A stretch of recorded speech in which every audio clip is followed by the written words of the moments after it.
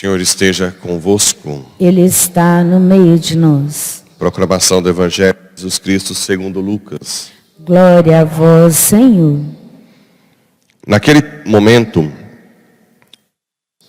Jesus exultou no Espírito Santo e disse: Eu te louvo, Pai, Senhor do céu e da terra, porque escondeste essas coisas aos sábios e inteligentes e as revelaste aos pequeninos. Sim, Pai, porque assim foi do teu agrado. Tudo me foi entregue pelo meu Pai. Ninguém conhece quem é o Filho a não ser o Pai. E ninguém conhece quem é o Pai a não ser o Filho. E aquele em quem o Filho o quiser revelar. Jesus voltou-se para os discípulos e disse-lhes em particular: Felizes os olhos que veem o que vedes, o que vós vedes.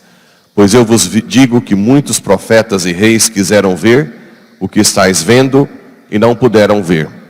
Quiseram ouvir o que estáis ouvindo e não puderam ouvir. Palavra da salvação. Glória a vós, Senhor. Tudo bem, caríssimos irmãos e irmãs? Estamos aqui hoje com essa profecia de Isaías, muito rica, né? Muito rica. Olha só, a profecia não necessariamente ela liga a só um tempo. Essa profecia, ela é messiânica, no sentido que profetiza a vinda do Messias, Jesus Cristo, nesse mundo. Mas também é messiânica na segunda vinda, porque profetiza que ele vai vencer o mal. E o que acontece? Quando houve o pecado, o que aconteceu? Entrou sofrimento e morte, e o mundo se voltou contra a criatura.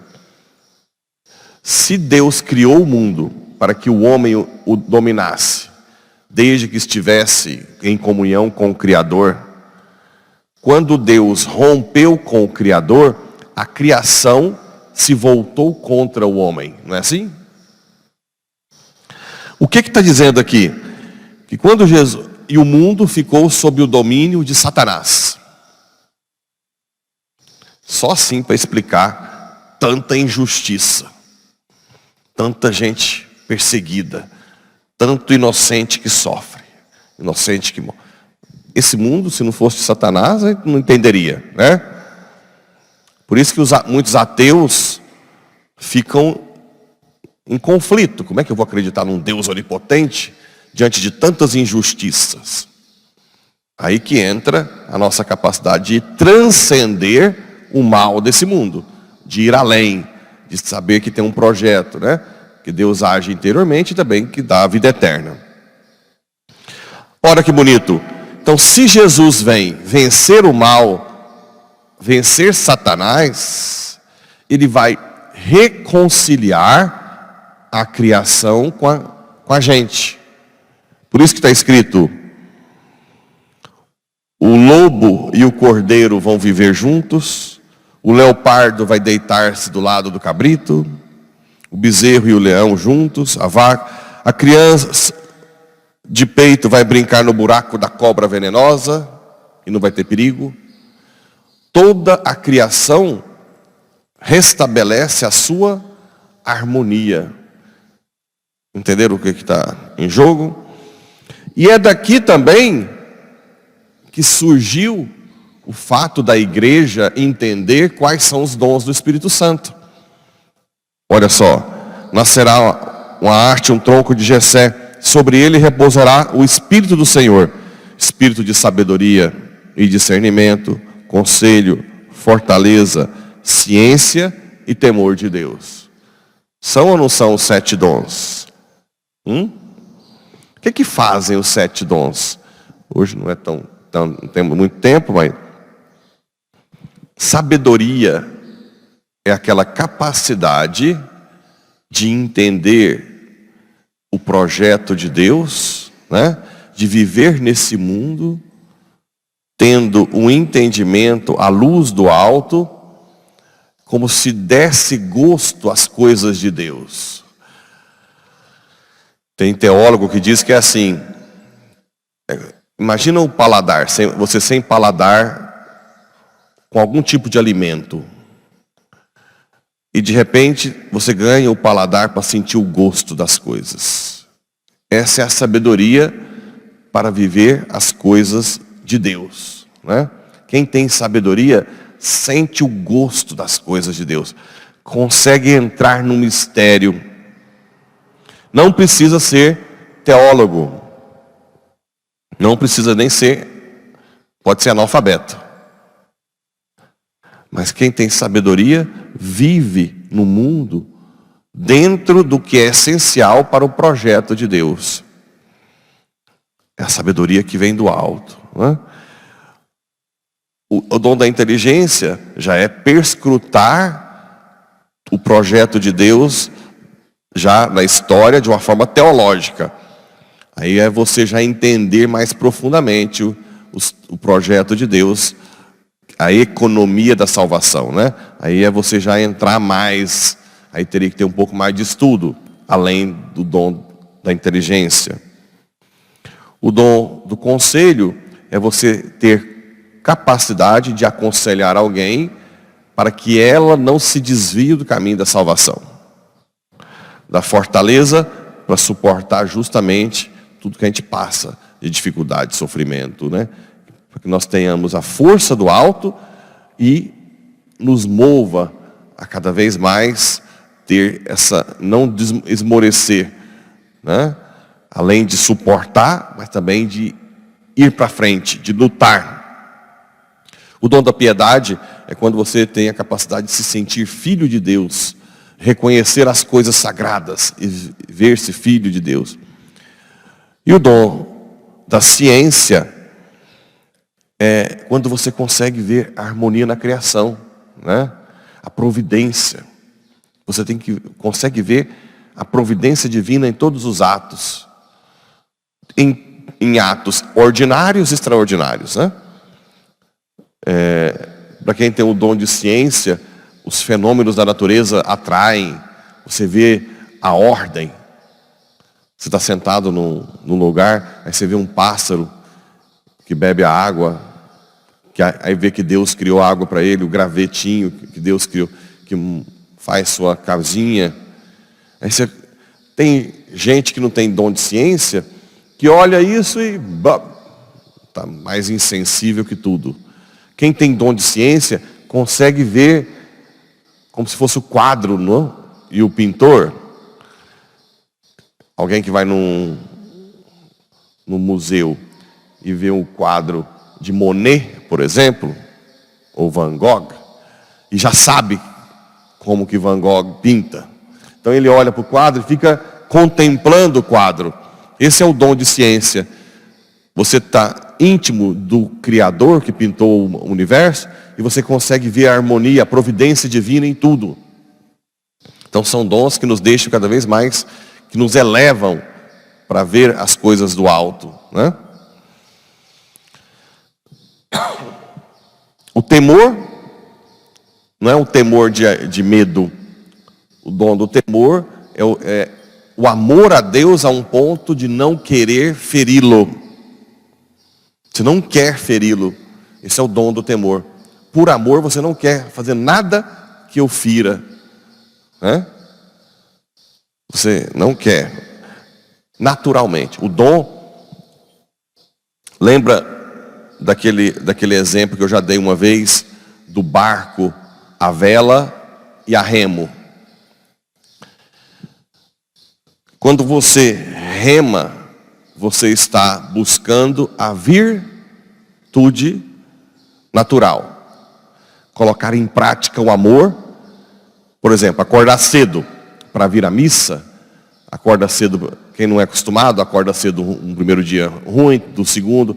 Depois cria virtude. Às vezes você nem precisa de despertador e acorda. Isso é o remo. Você vai lutando até ganhar virtude. Arrumar a cama, né? Você não arruma primeiro dia, segundo, terceiro. Então, isso é o remo. Existe a virtude infusa, que é o Espírito Santo ajuda você a remar mais fácil. Quando o Espírito Santo vê que você está esforçando, ele te infunde a virtude infusa. Quais são as virtudes naturais infusas? Justiça, prudência, fortaleza e prudência. Falei prudência já? Não, né? Temperança. Justiça, temperança, prudência e fortaleza. A temperança te dá o autodomínio, né? Então, o remo é você pôr em prática. Não vou comer demais, vou comer pouco. Aí vai dar fome no dia inteiro. Aí Deus vai vendo que você quer se controlar, Ele te dá a virtude infusa. Além de você ganhar a prática, o remo é como se Deus pegasse na sua mão para remar no barco. Certo? E os dons? O que são os dons? Lembra? A vela chega num ponto que você vê um vento, só você lembrar, o sopro, o Espírito Santo não, o sopro. Aí você sobe a vela e o sopro na vela não empurra o barco. Esses são os dons. São a capacidade que Deus te dá para ir lá na frente. Uma capacidade que só Ele pode te dar. Ele empurra o barco. Entendeu agora, mais ou menos? A virtude, a busca da virtude é o remo. A virtude infusa, Ele ajudar você a remar. E os dons é quando você sobe a vela e o sopro do Espírito sopra. Aí o barco vai. Vai lá para frente. Ok? E no Evangelho, nós temos esse momento que te louvo, ó Pai, porque escondeste essas coisas dos sábios inteligentes, mas não é sábio inteligente dos dons, são os que se acham autossuficientes, né? Aqueles que acham que não precisam de Deus. E revelaste aos pequeninos. O projeto de salvação de Deus, ele é totalmente escondido dos orgulhosos.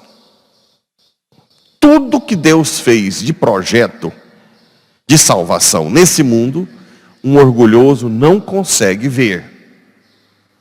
Por exemplo, Eucaristia, um pedaço, um pão aos olhos humanos. Um cara que está pensando no seu jatinho de Dubai, como é que ele vai dar conta de se prostrar a um pedaço de pão visualmente? Nunca. Deixar seu tempo à missa, né? Algo que tem seus sinais, sacrifício, mas que é discreto. Não consegue. Todo o projeto, o sacramento, como é que ele vai se acusar dos seus pecados, se ele se acha imbatível, infalível? Então, tudo que Deus fez, só os pequeninos conseguem acessar. Quem é orgulhoso não vai ser salvo. Desde o nascimento na manjedoura, a vida na família, 30 anos com Nossa Senhora, como com carpinteiro, depois 3 anos sofrendo, perseguido, e a morte na cruz. Depois, na história, os sacramentos, a Eucaristia, tudo é escondido. Só os pequeninos, né? Agora na crisma, que eu confessei muitos crismandos, é muito interessante. Quando eu falava assim, é para adorar Jesus. Como é que é isso? Como é que adora? O que eu tenho que fazer para adorar? Né? Então, tem que ser educado. Quem deveria fazer isso seria os pais. Você tem que falar, vai ficando lá e vai pedindo para Deus para te dar a graça. O que é a Eucaristia ali? O que eu faço quando eu entro na igreja? Isso é a grande maioria dos crismandos. Né? Como é que eu tenho que me portar? Por isso que é importante o exemplo de vocês. Né? E se alguém perguntar para vocês o que é adoração, vocês estarem preparados. Olha, entrega a Ele com toda a sua vida, tudo que você passa, e pede a graça, o dom da fé, que é uma virtude, né? Para crer cada dia mais na Eucaristia. Porque é um ato de fé. Não é natural. Se Deus não nos dá a fé, não tem como se acreditar na Eucaristia. A não ser que seja por um ato sobrenatural fulminante, né? Por exemplo, tem um cara famoso aí que se converteu, acho que já morreu, eu não lembro bem quem foi. Eu sei que ele disse que era ateu na França, francês, eu acho. Sempre foi ateu. E ele era engenheiro, arquiteto, um negócio assim. E ele teve que entrar na igreja para avaliar. E estava todo mundo em adoração ao Santíssimo. E ele conta que ele foi entrando dentro da igreja e foi sentindo uma força que fez ele cair de joelhos e começou a chorar. Sem entender. Até que depois ele foi entender que era o Santíssimo. Então, isso é um ato sobrenatural. Mas normalmente ninguém vê que aquilo ali é Deus. Né? Então por isso que só os pequeninos veem. Só quem se humilha. Só quem se faz pequeno. Que deixa o seu tempo em casa para vir buscá-lo. Separa o seu tempo. Renuncia a algo seu por ele. Tudo me foi entregue ao Pai, né? Ninguém conhece o Pai senão o Filho. Então ninguém passa para o Pai se não for pelo Filho. Quem não ama Nossa Senhora é o caminho mais curto para o céu. E para o céu seria para o Filho. Certo? É ridículo colocar Nossa Senhora contra o Filho. Ela é o tobogã para o Filho. Toda vez que você busca, ela te leva ao Filho. Certo? Então é mais ou menos isso, já tem um tempo que está passando o tempo. Mas esse é o cenário do projeto de salvação de Deus. Que Nossa Senhora nos ensine a ser cada vez mais pequeninos, para que possamos ver esse mistério da fé. Assim seja. Amém.